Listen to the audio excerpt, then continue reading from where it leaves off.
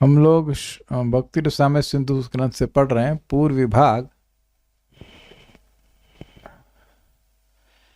द्वितीय लहरी साधना भक्ति। उसमें रागानुगा का प्रसंग चल रहा है और हम लोग अब श्लोक क्रमांक 276 और 270 के पढ़ रहे हैं। दूसरा दिन है इसके ऊपर। आज मैं फूल और सब्जी वब्जी लेने के लिए गया था भगवान के लिए, तो गेंदे का फूल लेना था। तो मैंने बोला 1 किलो दो। हाँ लाइए। मैंने कहा नहीं, आधा किलो। आधा किलो हम देते नहीं। हमने कहा ये तो याद आ रहा है कि चैतन्य महाप्रभु गौरनिताई से जाके पूछो, थोड़ी सी कृपा दे दीजिए। थोड़ी कृपा नहीं देते हो।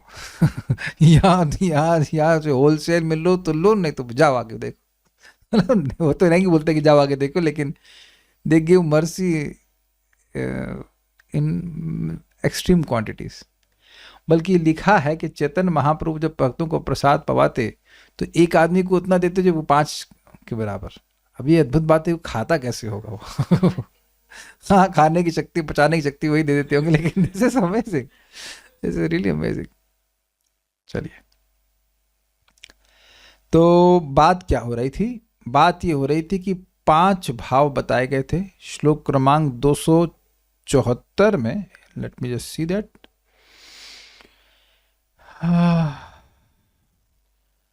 274 में थे काम, द्वेष, भय, स्नेह और भक्ति। ठीक है। और नहीं रुक जाइए। और 275 में थे काम, भय, द्वेष, संबंध, स्नेह और भक्ति। तो प्रोसेस ऑफ एलिमिनेशन किया जा रहा है। उसमें काम तो आ गया रागानुगा में। भय और द्वेष इसलिए नहीं आ सकता क्योंकि वो तो भक्ति ही नहीं है, अनुकूल भाव से नहीं कर रहे हैं। और स्नेह इसलिए नहीं क्योंकि वह स्नेह अगर पांडवों के संबंध में कहा जाए तो वह ऐश्वर्य प्रधान हो जा रहा है। या स्नेह को अगर प्रेम कहा जाएगा तो साध्य भक्ति, तो साधना भक्ति के अंतर्गत आएगा नहीं। तो संबंध आया, तो यानी काम और संबंध ये दो ही रागात्मिक होती हैं और उसी का अनुगमन करने वाला रागानुगा। तो यही बात हम यहाँ सुनने वाले हैं। मेरे पीछे बोली, आनुकूल्य विपर्यासाद भीति द्वेषौ पराहतौ। आनुकूल्य विपर्यासाद भीति द्वेषौ पराहतौ। स्नेहस्य सख्यवाचित्वात् वैद्यभक्त्यनुवर्तिता। स्नेहस्य सख्यवाचित्वात् वैद्यभक्त्यनुवर्तिता। थोड़ा दूर से बोलेगा। किं वा प्रेम अभिधायित्वात् न उपयोगत्र साधने। किं वा प्रेम अभिधायित्वात् न उपयोगोऽत्र साधने। भक्त्या वयमिति व्यक्तं वैधि भक्तिरुदीरिता। भक्त्या वयमिति व्यक्तं वैधि भक्तिरुदीरिता। आनुकूल्य विपर्यासात् भीति द्वेषौ पराहतौ। आनुकूल्य विपर्यासाद् भीति द्वेषौ पराहतौ। स्नेहस्य सख्यवाचित्वात् वैद्यभक्त्यनुवर्तिता। स्नेहस्य सख्यवाचित्वात् वैद्यभक्त्यनुवर्तिता। किं वा प्रेम अभिधायित्वात् न उपयोगोऽत्र साधने। किं वा प्रेम अभिधायित्वात् न उपयोगोऽत्र साधने। भक्त्या वयमिति व्यक्तं वैधि भक्तिरुदीरिता। भक्त्या वयमिति व्यक्तं वैधि भक्तिरुदीरिता। पढ़िए इसको, अनुवाद पढ़िए। आनुकूल्य के अभाव के कारण भय एवं द्वेष को छोड़ दिया गया है। सबको समझ में आ गया? देखिए भाई, यहाँ कोई ऐसा हमको कोर्स पूरा नहीं करना है, तो आपको समझ में आएगा नहीं तो फिर मेरा क्लास पढ़ाने का कोई मतलब नहीं होता है। तो उम्मीद है कि ये बात एकदम क्लियर समझ में आओगी। एकदम डैम इजी से कहना चाहिए भाई, भय और द्वेष को भक्ति कभी नहीं कह सकते, इसलिए उसको प्रोसेस ऑफ एलिमिनेशन से बाहर कर दिया गया। सबको सुमन माता जी समझ में आ रहा है? भय, भगवान से भय करना भक्ति होता है? नहीं होता है। और द्वेष करना नहीं। तो ये यद्यपि भाई ये भी कुछ इमोशंस हैं जिनसे स्पॉन्टेनियसली व्यक्ति भगवान के लिए कुछ कर रहा है, लेकिन ये स्पॉन्टेनिटी कर कहा जाए, ये जो स्वाभाविकता है वह अनुकूल नहीं है, तो इसलिए भक्ति नहीं है। ठीक है। पांडवों का स्नेह सख्यमयी रागात्मिका में पर्यवसान होने पर भी ऐश्वर्य ज्ञान प्रधान होने के कारण विधि मार्ग में स्थान दिया गया है। क्या बोले ये? पांडवों का सख्यमय रागात्मिका की तरफ टेंडिंग है, पर फिर भी जब भगवान अपना ऐश्वर्य प्रकट करते हैं तो उनका प्रेम शिथिल हो जाता है, तो इसलिए उनको वैधि भक्ति में रखा है। पूरी तरह से नहीं, वैधि भक्ति में अपर पार्ट में रखा है। वाह, अब तो रट ली जो हम बोले थे। Very good, with emotions, very good, आपको याद है, वेरी गुड। इन्होंने कल का एक्शन भी ध्यान से दिया था, देखो मैंने से बोला था ना ऊपर की तरफ से, यहाँ बोल रही तो ऊपर की तरफ रखा। This is very good, you are really nicely good. आगे पढ़िए, समझाते जाइए। यदि स्नेह शब्द का अर्थ प्रेम है तो यहाँ रागानुगा साधन प्रकरण में उसकी उपयोगिता नहीं है। क्या मतलब हुआ? प्रभु जी, स्नेह तो साधन साधन भक्ति में आएगा। नहीं, मैं समझ सकता हूँ, थोड़ा मुश्किल बात होगी। देखिए, भाव भक्ति के बाद प्रेम होता है, प्रेम के भी और स्टेजेस होते हैं, स्नेह, राग, मान, अनुराग, प्रेम, राग, अनुराग, स्नेह, मान, प्रणय। 5 तो याद आ रहा है, और 6 होते हैं कि 8 होते हैं, याद नहीं आ रहा। तो अगर कोई कहे कि यहाँ जो शब्द स्नेह आया था श्लोक क्रमांक 275 में, तो वो भगवान के प्रेम को सूचित कर रहा है विशेष। लेकिन तो भाई साध्य भक्ति की बात करने लग जाएगा, तो आप ये तो नहीं कह सकते कि साध्य भक्ति के द्वारा साध्य भक्ति को प्राप्त किया, रसगुल्ले के द्वारा रसगुल्ले को प्राप्त किया, ये तो कोई मतलब है नहीं। आप हलवे के द्वारा हलवे को बनाती हो या सूजी, चीनी आदि के द्वारा हलवे को बनाती हैं? सूजी चीनी द्वारा। तो मैं कहूँ हलवे के द्वारा हलवा बनाती हूँ, तो क्या मतलब? तो साध्य भक्ति के द्वारा साध्य भक्ति प्राप्त नहीं हो रही है, इसलिए वो बाहर हो गया इस तरह से। आगे बताइए। श्री नारद जी ने कहा था, हम सब भक्ति के द्वारा श्री कृष्ण को प्राप्त किए हैं। यहाँ पर वैदी भक्ति की प्रतीति होती है। तो नारद जी वैदी भक्ति के अंतर्गत श्री नारद के पहले जन्म में महदुपासनामय भक्ति युक्त श्री नारद में ऐश्वर्य ज्ञान प्रधान रूप से रहने के कारण उन्होंने महापुरुषों के निकट से वैदी भक्ति का ही उपदेश प्राप्त किया था। समझ में आ गया कि इन्होंने वैदी भक्ति का उपदेश प्राप्त किया था, वैदी भक्ति किए थे, भगवान को वैदी भक्ति के द्वारा आगे भगवान का प्रेम प्राप्त की, तो ऐश्वर्य प्रधान भक्ति। ऐश्वर्य प्रधान समझ रहे हैं, इसमें भगवान का ऐश्वर्य प्रधान है, प्रेम है, लेकिन प्रेम में रेस्पेक्टफुल डिस्टेंस है। भगवान ऑफ कर दीजिए, माइक ऑफ कीजिए।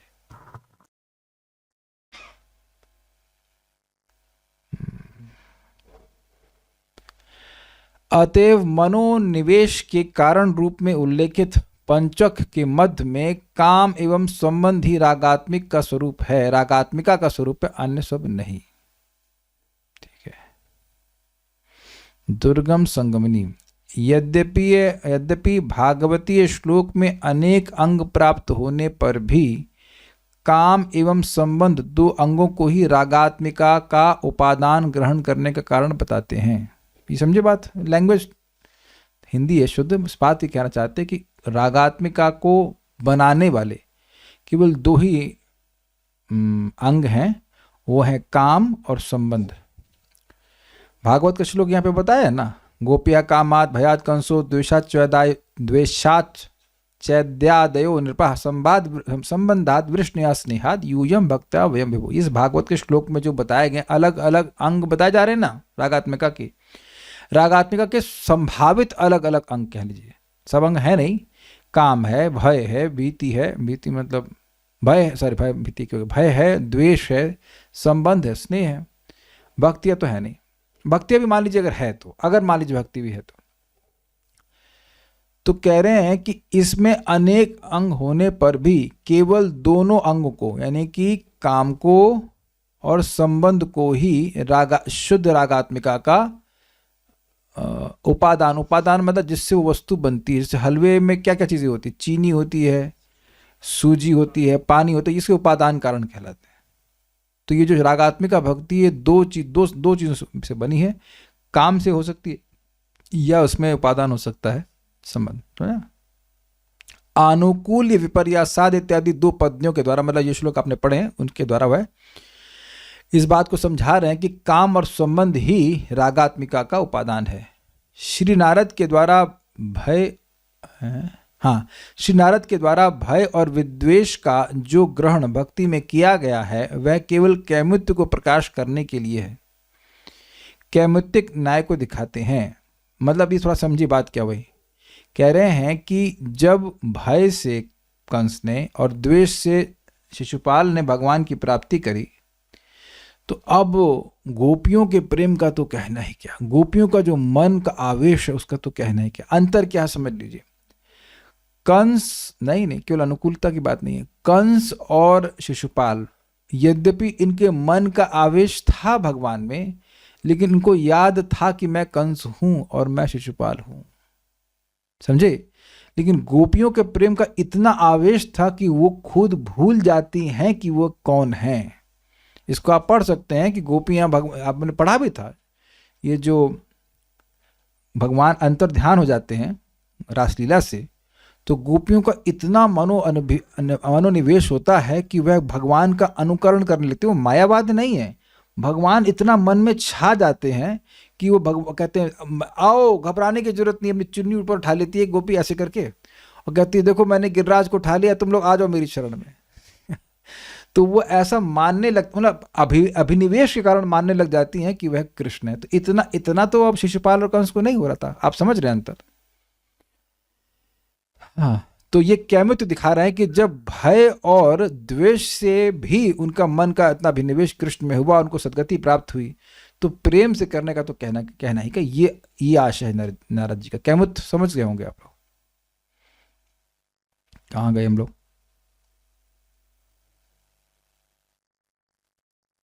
ओ, ये मैं 74-75 को देखने लगा, एक मिनट रुकिए। हाँ, कैमित्तिक न्याय को दिखाते हैं श्रीमद् भागवत के 11:5-48 पद के अनुसार।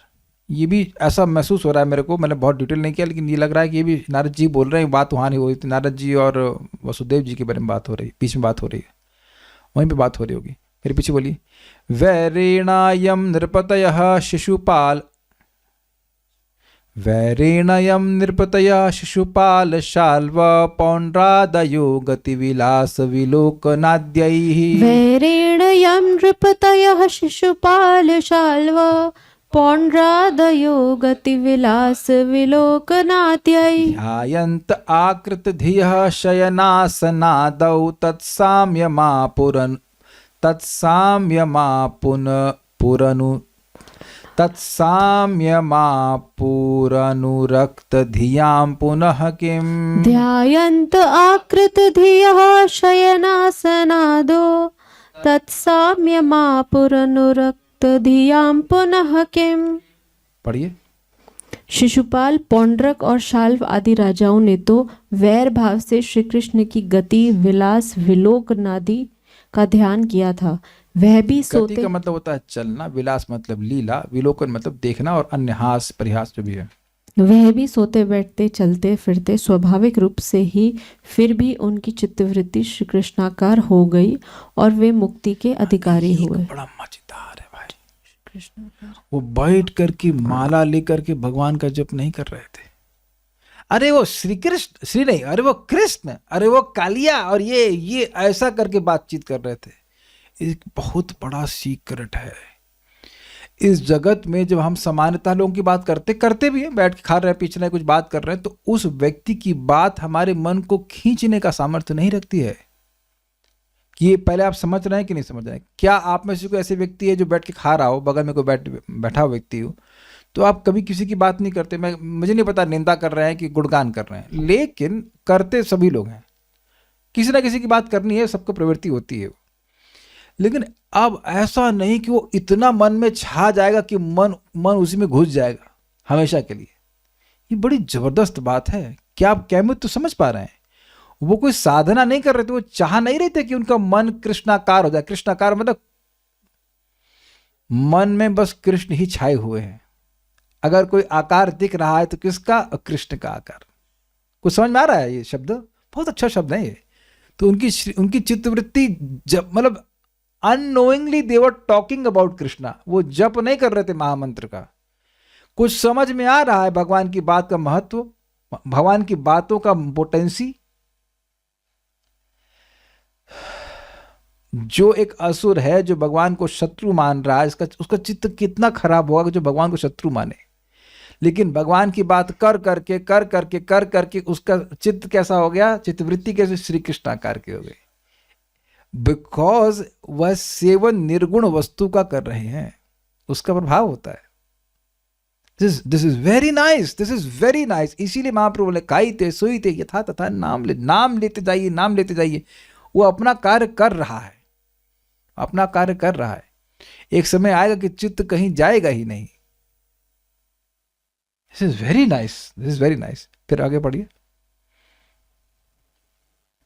फिर जो लोग फिर जो लोग या लोग का मतलब लोग ही होता है वहाँ। फिर जो लोग प्रेम भाव और अनुराग से श्री कृष्ण का चिंतन करते हैं, उन्हें श्री कृष्ण की प्राप्ति होने में कोई संदेह है क्या? समझे बात? जो असुर है, जो कृष्ण को मारने के लिए प्लानिंग कर रहा है, देखो उसको वहां पकड़ना है, कृष्ण वहां जाता है ऐसे ऐसे प्लानिंग कर रहा है वो धरने पकड़ने की, तब उसको मोक्ष मिल गया। तो अब जो प्रेम से भगवान की बात सुन रहा है, या उसको ये है कि अरे हम भगवान के लिए ये करने जा रहे हैं, पता नहीं आप लोग उस बात को समझ रहे हैं कि नहीं समझ रहे। हमको इतना स्ट्राइक किया था ये बात। वाह, कोई अपने घर से निकला तो संकल्प, मान लीजिए किसी का कि हम भगवान के मंदिर जा रहे हैं, कितनी सुंदर इच्छा है। देखो जो भक्त लोग रोज जाते हैं उनको ये सिंपल लगता है, लेकिन कदम भगवान की ओर जा रहा है तो उसमें मन एक है ना बहुत बड़ा factor, actually the only factor. अगर मन में संकल्प ही ना हो तो मंदिर के सामने से निकल जाएंगे और अंदर नहीं जाते हैं।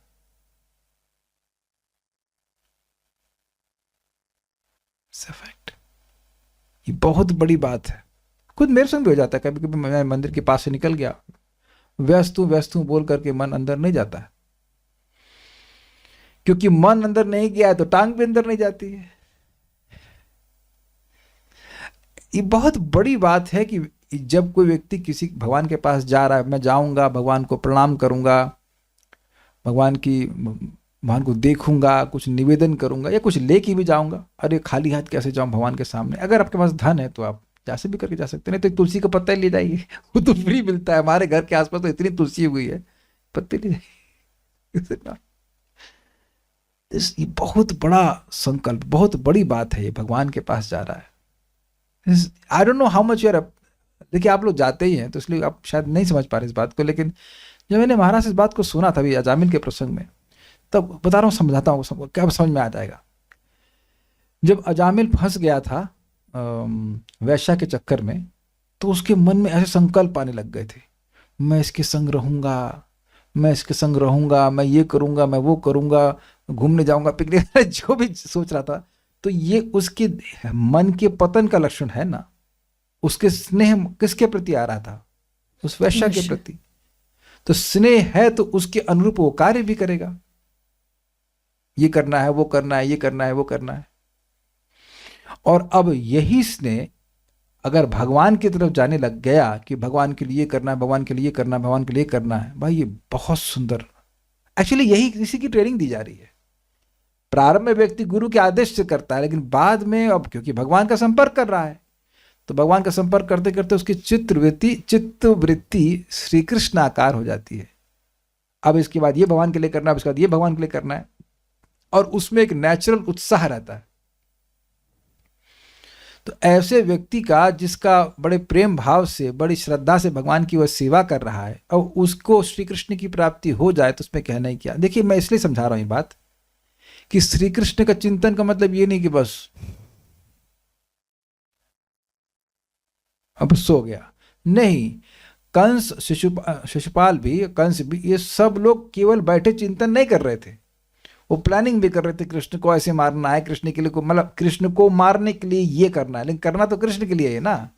कृष्ण के को डैश, कभी जहर देना है, कभी ये असुर भेजना है, कभी वो असुर भेजना, काम तो कृष्ण के लिए था ना। मत कर्म कृष्ण था ना, गलत कर्म था, लेकिन था तो कृष्ण के लिए कर्म ना।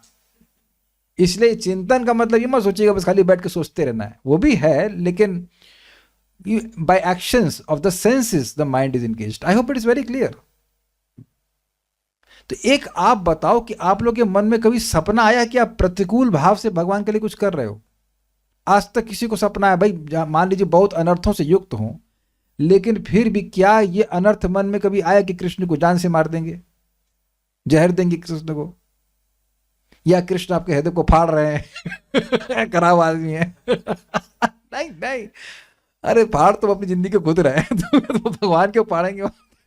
दही बना रहे वाले, ऐसा तो मैं नहीं समझता कि आता होगा, नहीं आता होगा। तो क्या संदेह है इसमें? तो इसीलिए तस्मात् केन उपाय न, किसी भी तो उपाय से व्यक्ति को मन में भगवान में लगाना चाहिए। देखिए उपाय, किसी भी उपाय का मतलब है कि अब भक्ति से नहीं लग रहा है तो भय से लगाओ, द्वेष से लगाओ, ये अर्थ है, लेकिन वैसे भय और द्वेष से लगाने के लिए नहीं कह रहा है। इस प्रकार की व्याख्या भक्ति रसामृत सिंधु लिखा है, सिंधु के 1.2.3 में भी की गई है। सा भक्ति सप्तम स्कंदे भंगया देवर्षिणोदिता, अर्थात इस साधन भक्ति को देवर्षि नारद ने सप्तम स्कंद भागवत 7.1.26 में विशेष परिपाटी से कहा है। विशेष परिपाटी से इसलिए कहा है, यद्यपि शत्रुता से कोई व्यक्ति भगवान का भजन कर, भगवान में का सेवा कर रहा है, स्मरण कर रहा है, उसको भक्ति नहीं कहा जा सकता है, लेकिन फिर भी उसको इंक्लूड कर रहे हैं। तस्माद् वैरानुबंधेन निर्वैरेण भयेन वा, तस्मात् वैरानुबंधेन निर्वैरेण भयेन वा, स्नेहात् कामेन वा युञ्जात् कथञ्चित् नेक्षते पृथक्, स्नेहात् कामेन वा युञ्जात् कथञ्चिन्नेक्षते पृथक्, कथंचित न इक्षते पृथक। इक्षते मतलब देखते हैं, क्योंकि भगवान को अलग अलग नहीं देखते हैं, इसलिए वैर के अनुबंध से, अनुबंध मतलब हट, कि भगवान मेरे वैरी हैं, वैरी हैं, वैरी हैं। निर्वैरेणा, यह भक्ति भाव से, भयेना भक्ति से, सॉरी भय से, स्नेह या काम से। आगे 5, वैर, निर्वैर यानी भक्ति, वैर का मतलब हो गया द्वेष, ठीक है ना। वैर, निर्वैर अर्थात भक्ति, भय मतलब भय, भीति, माइक ऑफ कीजिएगा, स्नेह तो स्पष्ट है, या काम, इनके द्वारा अपने मन को लगा देना चाहिए, क्योंकि भगवान इनमें अलग अलग भेद नहीं देखते, ऐसा वो बोल रहे हैं। अतएव यदि कोई बद्ध जीव किसी तरह शत्रुता या भक्ति, भय, स्नेह या विषय वासना, मतलब विषय वासना का अर्थ है कि माधुर्य भाव द्वारा, इनमें से सभी या किसी एक के द्वारा अपने मन को भगवान पर केंद्रित करता है। मतलब कोई माने कि हम कृष्ण मेरा शत्रु है और कृष्ण से भयभीत भी हो रहा है, तो दोनों चीज आ गई ना उसमें, या फिर केवल कृष्ण से भयभीत हो रहा है, ऐसे करके, तो परिणाम एक सा मिलता है, क्योंकि अपनी आनंदमय स्थिति के कारण भगवान कभी भी शत्रुता या मित्रता द्वारा प्रभावित नहीं होते। श्रीमद् भागवतम 7.1.26। यह ध्यान रखिएगा कि एक ही परिणाम मिलने का मतलब है कि जो शत्रु हैं वो ब्रह्म सायुज्य को प्राप्त करते हैं, और क्योंकि ब्रह्म ज्योति भगवान से अलग नहीं, तो इसलिए कहते हैं कि एक ही है, और जो भगवान के भक्त हैं, उनको भगवान का वैकुंठ धाम प्राप्त होता है। यहाँ श्री नारद वाक्य से भय द्वेष के भी विहित होने से, इन दोनों के भी भक्ति हो जाने से उत्तमा भक्ति लक्षण में अनुकूलमय शब्द के साथ विरोध होता है। इस आशंका के निराश करने के लिए कहते हैं भंगी क्रम से, अर्थात विशेष रीति से।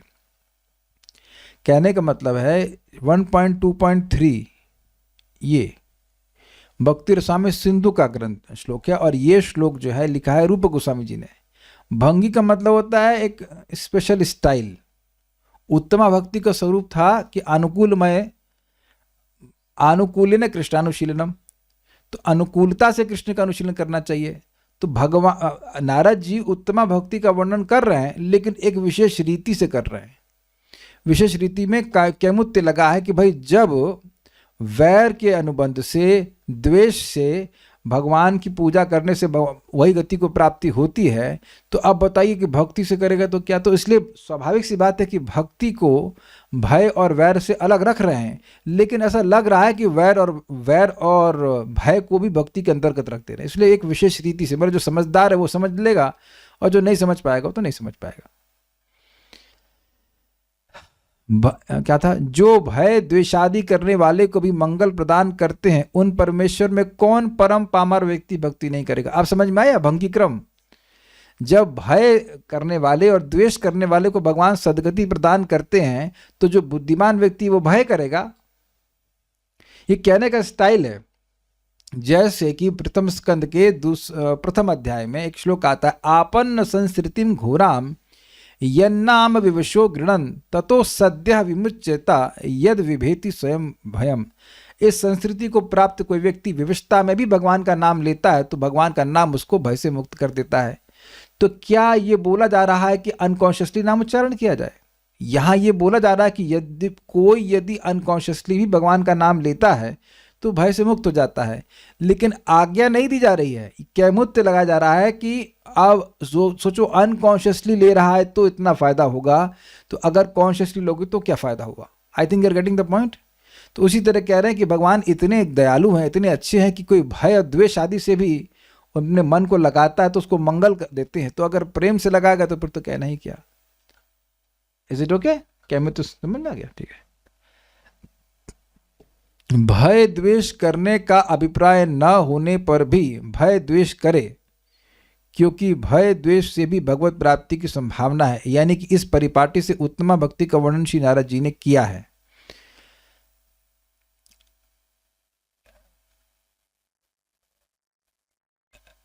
एक मिनट, क्या है? भय द्वेष करने का अभिप्राय न होने पर भी भय द्वेष करे, क्योंकि भय द्वेष से भी भगवत प्राप्ति की संभावना है। पूरा पढ़ने के बाद समझाएंगे। यानी कि इस परिपाटी से उत्तमा भक्ति का वर्णन श्री नारद जी ने किया है। यहां पर युंजात में संभावना अर्थ में लिंग लकार का विधान है, विधि अर्थ में नहीं। भय द्वेष का विधान नहीं कर सकते हैं। यद्यपि यह वाक्य श्री कृष्ण, हाँ रुकिए, इस बात यहाँ पे क्या हो रही बात, ये हो रही है युंजात शब्द से ये हो रहा है कि अब ये भी संभावना है, इसको भी आप संभावना में ले सकते हो कि अगर कोई भय और द्वेष से भगवान का भजन मतलब भजन नहीं कर रहा, मन में लगा रहा है, तो उसकी भी सद्गति होगी। लेकिन भय और द्वेष से करने की आज्ञा नहीं दे रहे हैं। कहने कि ये भी संभावना मीन्स पॉसिबिलिटी है, उसको सैंक्शन कर रहे हैं कि अगर भय और द्वेष से भी तुम और कैसे नहीं कर पा रहे हो, भय और द्वेष से भी तुम्हारा मन भगवान में लग रहा है तो लगाओ, कि उससे भी तुम्हारा कल्याण होगा। ये अर्थ है, उससे भी कल्याण होता है, ये अर्थ में कह रहे हैं। बट नॉट, ये नहीं कह रहे कि भय और द्वेष से भगवान में लगाओ मन। भगवान से भयभीत होने की क्या जरूरत है? अपने हैं ना वो उन्हीं के तो हम अंश हैं। Is it not? He is suppose to be loved by us. उनकी हमें सेवा करनी चाहिए, भयभीत होना चाहिए, ये बात है। और द्वेष करने का तो कोई मतलब ही नहीं है। ठीक है।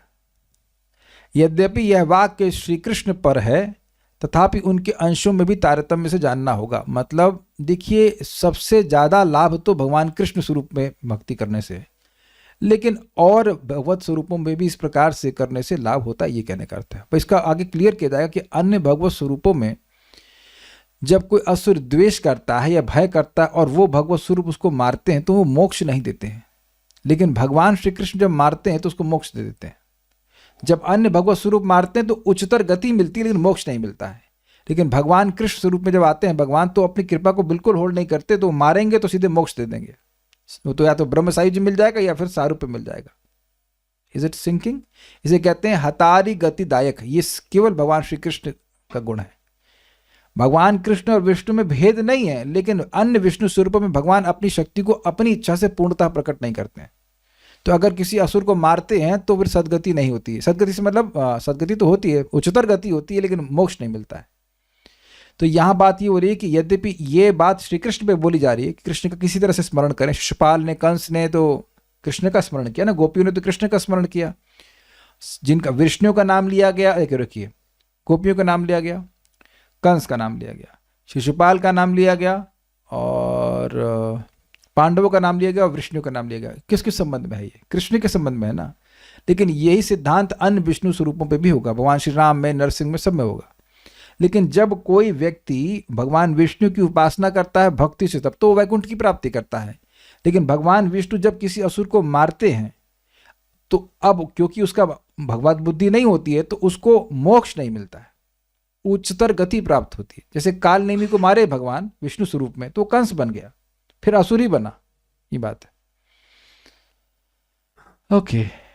यथा भागवत में 7:1-31 में कहा गया है, तस्मात् केनापि उपायेन मनः कृष्णे निवेशयेत्। तात्पर्य यह है कि चाहे जैसे हो अपना मन श्री कृष्ण में तन्मय कर देना चाहिए। तो ये तस्मात् कहने का मतलब क्या है? क्योंकि भगवान में मन लगाने से जीव का कल्याण होगा ही, इसीलिए किसी भी उपाय से मन को भगवान में लगाना चाहिए। देखिए, मन का मतलब है, मैंने अभी समझा दिया, मन मतलब इंद्रियां, नॉट ओनली मन। क्योंकि मन में संकल्प नहीं होगा तो इंद्रियां कभी नहीं लग सकती हैं। स्वीकार्य है? मैं एग्जाम्पल देता हूँ, बहुत मजेदार। एक व्यक्ति हैं, वो बोले प्रभु जी जूम लिंक दीजिएगा, हम आएंगे। हमने अच्छा आइए। बोले प्रभु जी भीड़ में फंस गया था इसलिए नहीं आ पाया। कितने लोग उसको स्वीकार करेंगे? आप में से कितने लोग भीड़ में फंसने की वजह से जूम में नहीं आ पाते? रंजना माता जी भीड़ में फंसने की वजह से जूम में नहीं आ पाती हैं। ये कहिए कि इंटरनेट नहीं मिला, मान जाऊंगा। ये कह लीजिए कि भूल गए तो भी मान जाऊंगा। कहिए काम था नहीं आ पाए तो भी मान जाऊंगा। बीमार थे तब भी चलो वहां पे मान जाऊंगा, नहीं तो आप फोन तो बटन दबाना है। लेकिन को कहे मैं भीड़ में फंस गया, इसका मतलब मैं मान रहा हूँ, चलो मान रहा सत्य बोल रहा हूँ, लेकिन इसका मतलब उन्हें याद ही नहीं रहा कि क्लास कब है। चले गए होंगे मार्केट में, तो मार्केट में तो क्लास नहीं सुन सकते, चाहे जूम हो चाहे रूम हो चाहे कुछ भी हो। तो मन में संकल्प ही नहीं था या याद ही नहीं रहा कि आज इतने बजे क्लास है, तो उसकी सबसे कोई व्यवस्था नहीं बनी। क्या आप लोग समझ रहे हैं इस बात को? आज जो आपने भोजन बनाया था उसका सबसे पहले मन में संकल्प आता है कि नहीं आज हम ये बनाएंगे। हम लोग रोज अम्बली खाते हैं, कुछ लिटिल ऑन कह सकते हैं हम्बल प्रसादम, और थोड़ी सब्जी तो आज भी तो ना आज हम नहीं खाएंगे। ठीक है भाई, जो मन में बना लीजिए, कोई दिक्कत नहीं। तो आज मन में संकल्प ही नहीं था कि आज हम अम्बली खाएंगे, ये आज नहीं, ऐसा होता है ना कि आज नहीं, आज यूँ नहीं खाना आज, तो फिर हम नहीं बनाते हैं। तो आप समझ रहे हैं कि कोई इंद्रियों का कोई कार्य है तो वह कार्य के पीछे मन होता है। क्यों भाई, बात समझ में आया उदाहरण आपको? हाँ। आज कहीं नहीं आज हम खिचड़ी बनाएंगे, ठीक है भाई बनाई, कोई आपत्ति नहीं, बना लीजिए, कोई दिक्कत नहीं, भगवान के लिए बनाई, कोई दिक्कत। मन नहीं होता है तो व्यक्ति वो कार्य नहीं करता है। बहुत बार आपने देखा कोई बोल रहा है कुछ, आपका मन कहीं और है, तो आप कान है लेकिन आप वहां नहीं है।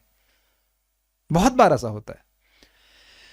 तो मन को किसी भी उपाय से लगाने का मतलब मन को, अपनी इंद्रियों को भगवान की सेवा में लगाए रखना चाहिए, इससे लाभ होता है। श्रीमद् भागवत के 7:127 में उक्त है, यथा वैरानुबंधेना, बोलिए, यथा वैरानुबंधेना मर्त्यस्तन्मयताम इयात्, यथा वैरानुबंधेन मर्त्यस्तन्मयताम यात्, न तथा भक्ति योगेन इति मे निश्चिता मतिः, न तथा भक्ति योगेन इति मे निश्चिता मतिः। बोलिए, अनुवाद पढ़िए। मेरा तो ऐसा दृढ़ निश्चय है कि मनुष्य वैर भाव से भगवान में जितना तन्मय हो जाता है उतना भक्ति योग से नहीं होता। तब नारद जी क्या बोल रहे हैं? देखिए, सब भंगी क्रम से बोल रहे हैं, इनडायरेक्ट अजीब तरह से बोल रहे हैं। तो फिर हम लोग वैर भाव करें, ऐसा उसको पढ़ लेंगे तो यही लगेगा, अरे इसको तो नारद जी कह रहे हैं वैर भाव करें। अब एक प्रश्न है कि वैर भाव से अधिक तारतम्य होता है, तो नारद जी को पूछो कि आप काहे नहीं करते फिर?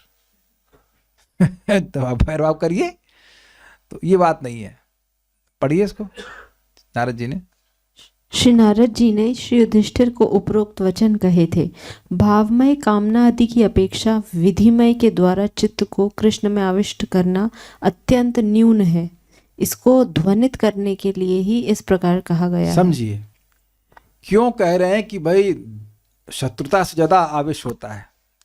भावमय कामना आदि मतलब काम, भय, द्वेष, स्नेह, संबंध, ये मान लीजिए, इनसे जितना आवेश होता है उतना विधि भक्ति से नहीं होता है। इसको ध्वनित करने के लिए कह रहे हैं। इसका अर्थ यह नहीं कि जो भगवान से भय और द्वेष कर रहा है वो विधि भक्ति करने वाले से श्रेष्ठ है। उसका आवेश सहज रूप से बहुत अधिक होता है, इसलिए आवेश की श्रेष्ठता है, लेकिन भाव की श्रेष्ठता नहीं है। ऐसा नहीं कि जो उनको भयभीत है कृष्ण से या उसे द्वेष कर रहा है तो वो कृष्ण को अधिक प्रिय है उस व्यक्ति की तुलना में जो विधि भक्ति कर रहा है या वैधि भक्ति के द्वारा भगवान का प्रेम प्राप्त किया है। समझ में आई बात? केवल आवेश वाले अंश की दृष्टि से अधिकता है, आवेश मीन्स एब्जॉर्प्शन, बट क्वालिटी अच्छी नहीं है। भावमय उपायों में से निंदित होने पर भी वैरानुबंध उस प्रकार आवेश रहने के कारण विधिमय भक्ति योग से भी श्रेष्ठ है। ये समझे बात? भावमय उपायों में से, भावमय उपाय कौन से हैं? काम, भय, द्वेष, स्नेह और संबंध। उसमें भय और द्वेष की निंदा की गई, उनको तो भक्ति नहीं माना गया है। फिर भी जो वैर का अनुबंध है, जिसमें भगवान से द्वेष कर रहा है व्यक्ति या उसे भयभीत है, उसमें जो आवेश है वो बहुत ज्यादा, इसलिए विधिमय भक्ति योग से श्रेष्ठ कहा जा रहा है। मतलब उसमें आवेश बहुत अधिक है। कारण बता रहा हूं, एग्जाम्पल बता रहा हूं। ऐसे अब मैंने पहले बताया था, कंस को हर पीली वस्तु कृष्ण दिखाई पड़ते थे। उसकी पत्नी पीली साड़ी पहन के आएगी तो अरे कृष्ण आ गया, मुझे मार डालेगा, कृष्ण आ जाएगा। तो ऐसा आवेश तो विधि भक्तों को नहीं होता है ना। आप में से हर व्यक्ति जो पीला देखता है वो कृष्ण का स्मरण करता है। By the way I like cream, but no मेरे रूम में पीली रोशनी है, मेरे दीवारें भी काइंड ऑफ पीली हैं, पीलीश यानी क्रीमिश कह लीजिए। तो अब मुझे वो कृष्ण की स्मरण की वजह से क्रीम अच्छा नहीं लगता। क्रीम अच्छा लगता है, that's a different thing, but ऐसा नहीं कि वो क्रीम देखकर या पीला देख करके भगवान का स्मरण हो जाता है। आप लोग को होने लगे ऐसा करके?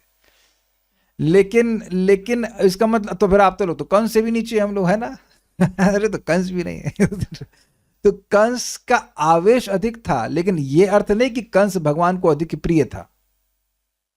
I think it's very clear easy. आवेश का आधिक्य है, आवेश का आधिक्य है कि वो बहुत भगवान से भयभीत था, इसलिए वो वहां पे नारद जी ऐसे बोल रहे हैं कि भाई हम तो ये मानते हैं कि उनका आवेश हमसे बहुत अधिक है। स्नेह सख्यवाची है, सख्य का सूचक है।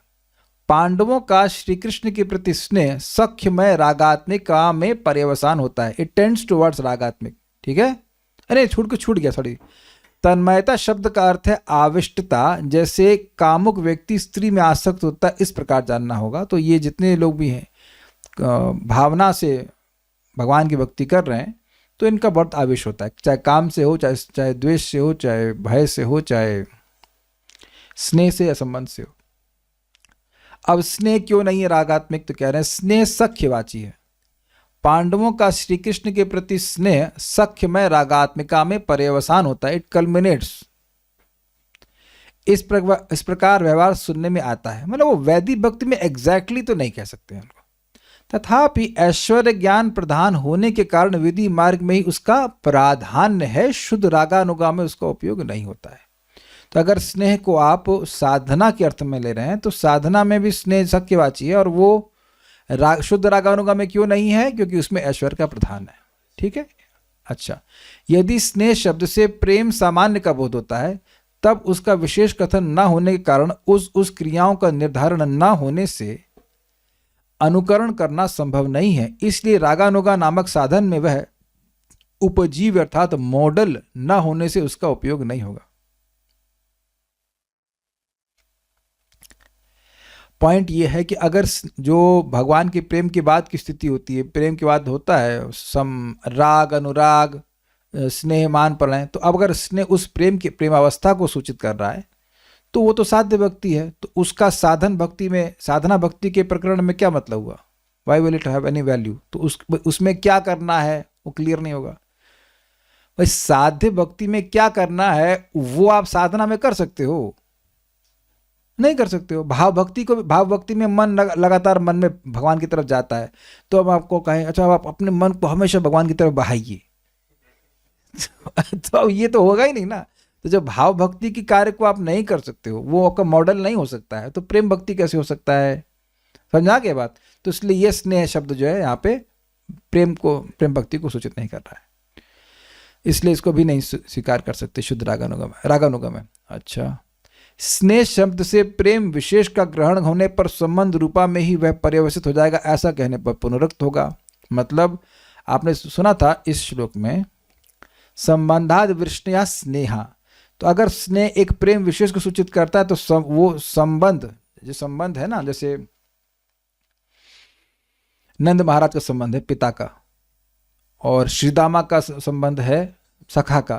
तो अगर स्नेह को केवल सख्य न रख करके कहें कि भाई विशेष प्रेम है, विशेष का प्रेम हुआ ना, तो संबंध और स्नेह तो एक ही बात हो जाएगी।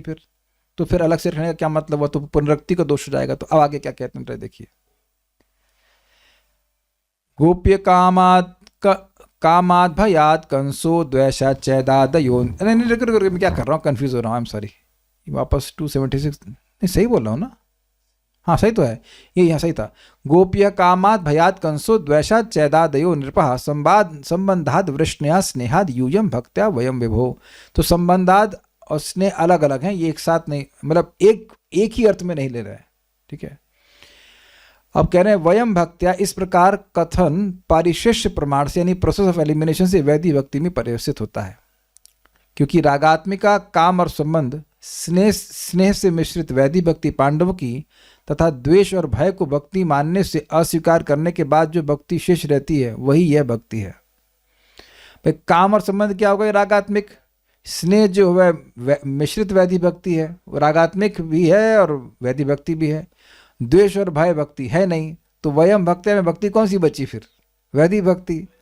और वैसे भी नारद जी के द्वारा बोली जा रही कि हम लोग प्राप्ति की भगवान को, तो वो तो ना वैदिक भक्त है इसलिए। और इसे वैदिक भक्ति इसलिए भी माना जाता है क्योंकि श्री नारद में जो वैदिक भक्ति रही वह पूर्व जन्म में महद उपासना का फल है, स्पष्ट है।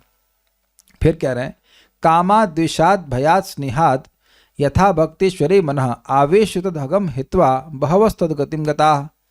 काम द्वेष भय स्नेह भक्ति पूर्व पद में यानी 274 में 5 संख्यक होने पर भी 6 संख्यक रूप से व्याख्या श्री स्वामी पाद के अनुरोध से। इसमें है ना 5, काम है, द्वेष है, भय है, स्नेह है और भक्ति है, तो ये 5 होने चाहिए। तो अब 275 में यानी कि इसमें 6 कैसे आए? काम, भय, द्वेष, संबंध और स्नेह और भक्ति, तो 6 आ गए। तो 274 में 5 बोल रहे हैं, 275 में 6 कैसे आ रहे हैं? तो इसको कह रहे हैं कि ये 6 जो है श्रीधर स्वामी पाद के अनुरोध से, मतलब उनकी टीका के अनुसार 6 है। अब नोट देखिए, 275 में संबंध को भी स्वीकार किया गया है जो कि श्रीधर स्वामी पाद की टीका के अनुसार है, एक बात है। लेकिन कह रहे हैं वस्तुतः संबंधाद्य स्नेह तस्माद वृष्णयो च इत्येकमिति कथन वोपदेव के अनुसार हुआ है। दोनों स्थल में संबंध और स्नेह के मध्य में विशेषता नहीं है। नोट देखिए, वोपदेव के अनुसार संबंध और स्नेह एक ही है। वस्तुतः 275 की दूसरी पंक्ति संबंधाद वृष्णयः स्नेहाद यूयम का अर्थ है स्नेह से युक्त संबंध से वृष्णियों एवं तुम पांडवों ने भगवान को प्राप्त किया है। Does that make sense? देखिए यहां 5 गिनाए गए थे ना, काम, द्वेष, भय, स्नेह और भक्ति, ये है इतना ही। अब इसमें जो व्याख्या की जा रही है, संबंध जो एक्स्ट्रा आ गया, तो इस लाइन का मतलब है कि संबंध युक्त स्नेह से वृष्णियों ने और पांडवों ने भगवान को प्राप्त किया। तो अब अगर आप वृष्णि का अर्थ लेते हैं यदुवंशी, तो वो हो जाएगा वैदी मित्री मिश्रित रागात्मिका, नहीं वैदी मतलब वैदी भक्ति रागात्मिका जिसमें थोड़ा ऐश्वर्य का भाव है, यानी सॉरी वैदी भक्ति है लेकिन ऐश्वर्य प्रधान और हाई क्लास की वैदी भक्ति कह लीजिए। और अगर वृष्णि का अर्थ लेते हैं नंद माबा आदि, तब वहां वो प्योर शुद्ध रागात्मिक हो जाएगी। Is it sinking? तो उस तरह से वो ग्रहण कर रहे हैं। तो ये संबंध और स्नेह को एक साथ ले रहे हैं। ओके, तो बेसिकली बात 5 ही है, लेकिन श्रीधर स्वामी जी ने 6 कर दिया, इसलिए वो 6 गिना जा रहा है। इस प्रकार भागवत 7.1.31 में कथित है, मेरे पीछे बोलिए, कतमोपि नवेन स्यात् पंचानां पुरुषं प्रति, कतमोपि नवेन स्यात् पंचानां पुरुषं प्रति, तस्मात् केनापि पायेन मनः कृष्णे निवेशयेत्, तस्मात् केनाप्युपायेन मनः कृष्णे निवेशयेत्। जो 5 प्रकार के भगवान का चिंतन करने वाले हैं, कौन सा? काम, भय, द्वेष, स्नेह और भक्ति है। ये तो बोल रहा हूं, यही सही ना? स्नेह और संबंध है? नहीं, स्नेह और संबंध अलग अलग नहीं लिया है। नहीं ना ना ना देखिए, ना ना ना ना, काम, द्वेष, भय, भक्ति और स्नेह, यही 5 हैं। ठीक है, उस संबंध को स्नेह से जोड़ के लिया जा रहा है। जो 5 प्रकार के भगवान का चिंतन करने वाले हैं, उसमें राजा वेन की तो किसी में गिनती नहीं होती, कारण उसने किसी भी प्रकार से भगवान में मन नहीं लगाया था। कहने का उद्देश्य यह है कि चाहे जैसे ही अपना मन श्री कृष्ण में तन्मय कर देना चाहिए, इससे 5 का समाधान सुंदर रूप से हुआ। तो 5 ही भक्ति के बारे में वर्णन हो रहा है। श्लोक में पुरुषम प्रति का कहा गया है, इसका अर्थ है पुरुष अर्थात भगवान के प्रति मनोनिवेश करे।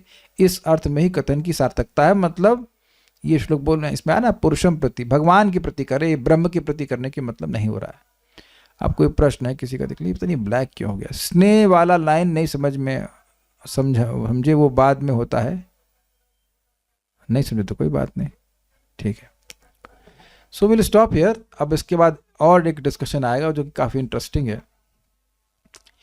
किस भाव में व्यक्ति भक्ति कर रहा है, मन का अभिनिवेश तो ठीक है, लेकिन जिस भाव में वह भक्ति कर रहा है उसके अनुसार उसको साध्यता प्राप्त होगी। एक टीजर दे रहे हैं आपको कि जो असुर भगवान के द्वारा मारे जाते हैं तो प्राय वह ब्रह्म सायुज्य प्राप्त करते हैं, जिसको मुनिगण भी लोग प्राप्त साथ में रहते हैं। मुनि और असुर सब साथ में रहते हैं, एक पार्टी। लेकिन उनमें से कुछ असुर सारूप्याभास प्राप्त करते हैं, मतलब भगवान के धाम में जाते हैं, भगवान जैसा रूप मिलता है, लेकिन केवल ब्रह्म सुख मिलता है, भगवान की सेवा का सुख नहीं मिलता है। तो इसलिए भक्तों को कब, आप लोग करोगे नहीं की बात बोलने वाली, भक्तों को कभी भी प्रतिकूल भाव से सेवा नहीं करनी चाहिए। जैसे अंडरस्टूड नहीं करते हैं, लेकिन और ये सोचना कि अगर वैकुंठ गए तो सबको सेवा ही मिलेगी, यह भी ठीक नहीं है। आप लोगों पे इसलिए घटित नहीं होगा कि आप लोग जब भी जहां भगवान के पास जाएंगे तो भक्ति करके ही जाएंगे, लेकिन एक बात कही गई थी कि भक्ति क्यों मांगे, मोक्ष क्यों ना मांगे, वैकुंठ जाएंगे तो सेवा तो मिल ही जाएगी ना। देखिए एक अंतर है। कल एक हमने, कल की बात है ना, परसों की बात होगी, मैं पहले इससे बात छोड़िए, यहां पर सेवा नहीं चाहते हो तो वैकुंठ जाके तुम सेवा मांगने लग जाओगे? बताइए, कुछ कम ही है ना चांस। आप देख रहे हैं कि इस तरह की भक्ति में जगत दुखमय लग रहा है, इसकी बहुत प्रधानता है। मोक्ष की इच्छा बहुत ज्यादा है, और जब मोक्ष की इच्छा होती है तो भक्ति उत्पन्न नहीं होती है। ये बात ध्यान रखिएगा। हम लोग पढ़ चुके हैं, ये समझने में कठिनाई हो रही है, पढ़ चुके हैं ना कई बार। मोक्ष की इच्छा बहुत ज्यादा है, मोक्ष की इच्छा ही प्रबल है, तो भक्ति कैसे आएगी? भक्ति मतलब सेवा। दोनों हाथों में अपने कुछ पकड़ रखा है तो बाकी तीसरा हाथ निकालेंगे, कैसे करेंगे? कृष्णाष्टमी, इसलिए कुछ जानबूझकर बोल रहे कि ना मोक्ष की इच्छा मत रखो। और आपने कल सुना भी ना कि मोक्ष अपने आप जबरदस्ती दिया जाता है। जबरदस्ती दिया क्या जाता है? आपने सुना ना कि आप भगवान की सेवा करने की जैसे इच्छा किए तो आप मुक्त हो गए। बिना मुक्त हुए भगवान की सेवा की इच्छा आएगी ही नहीं। वस्तुतः मोक्ष मतलब क्या, मुक्ति मतलब क्या? अन्यथा हित्वा अन्यथा रूपेण स्वरूपेण अवस्थिति, अन्य स्वरूपों को त्याग कर अपने स्वरूप में स्थित हो जाना, कि हम कृष्ण के सेवक हैं। तारवध्ये मोक्ष वांछा कैटभ प्रधान, जहां हैते कृष्ण भक्ति होय अंतर्ध्यान। तो व्यक्ति को अपनी सेवा भावना को बढ़ाना चाहिए, मोक्ष वांछा को नहीं बढ़ाना चाहिए। तो ये सब भी बातें आएंगी कि जो असुर लोग भगवान का संपर्क प्राप्त किए और वो मरे, तो अब वो कहाँ गए, वो अलग अलग उसमें पॉसिबिलिटी है। So it's interesting discussion. और तो मेरे पास कोई प्रश्न नहीं है, so will stop now. Shiva Bhakti Swami Sindhu की जय, श्रील प्रभुपाद की जय, निताई गौर प्रेमानंदे।